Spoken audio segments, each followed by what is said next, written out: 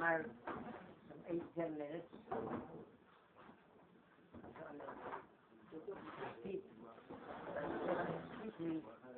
I said on Shabbos, Chazal say by Moshe Rabbeinu, Shul Koyden, Shaloi Yisrael, the covet, the honored prestige of our leaders, of our Gedolim.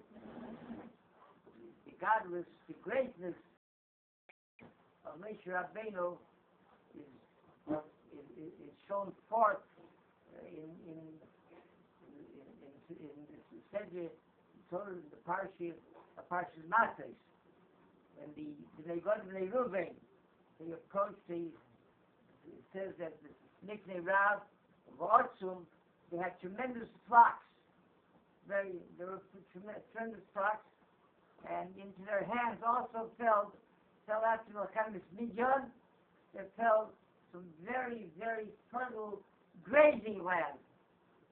So, and it came the moment when they were preparing to go in, to leave the Eber Yarden, to go into Israel.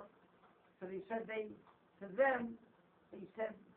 we'll remain behind. We'll take care of our flock here, and we won't follow the rest of the Klal Yisrael into Israel.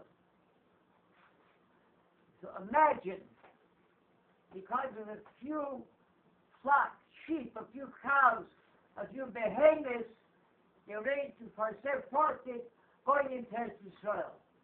And who are they telling this to? To Moshe Rabbeinu, was Chanan al Hashem Beis Haimimah.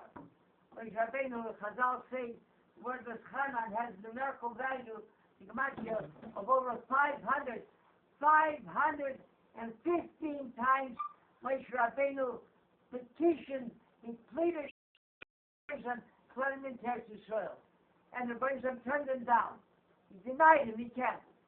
So the Bnei God from the tribe of God Reuven, they're presenting to Moshe Rabbeinu, they're presenting a plan that because of few behaviors, they'll give up Eretz Yisrael. Who are they talking to?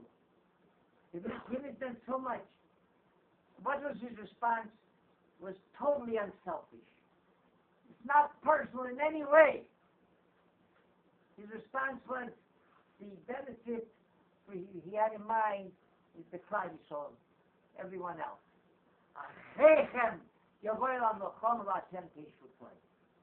How can you leave your brethren, leave them fight a battle, and you should sit here and think only about prospering financially?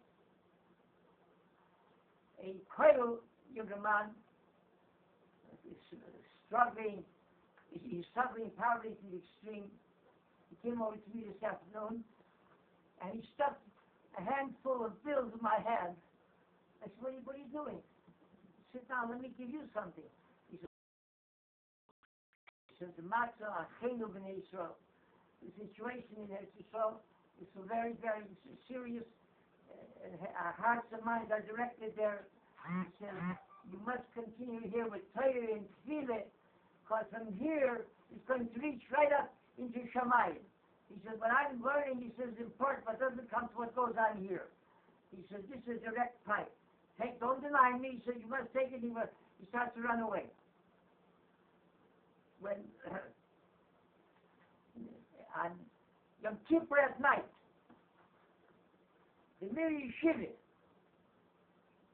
as the Konizir, there can't be a more awesome moment in the calendar than Yom Kippur at night by Konizir. Everyone's heart, there's no arm or nothing, you can penetrate their hearts. And they were waiting for a message from the Rosh Yeshiva of Chaim Shmulevich about more devotion to Torah, their character traits, to be a more faithful servant of Hashem. What he said was, the Navi Yirmiyahu said, Imam Rochel Imenu says,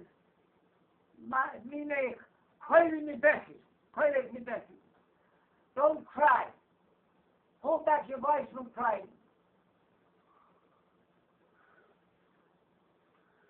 V'nayich midimo. And don't wet your eyes with tears.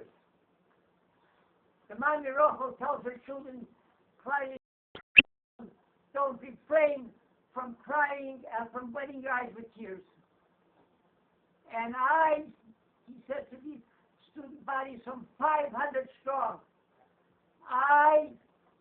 your son Chaim, would say, do cry, do plead with everything you have, because today, he said, I went to the hospital and I visited a Jewish soldier who was defending the Toshvei in Eretz Yisrael, and he was shot in the head with a bullet, and his mother had to sit there and feed him. This is where our hearts have to be. And I say to Bnei Yisrael, we take our people to kill him and without him.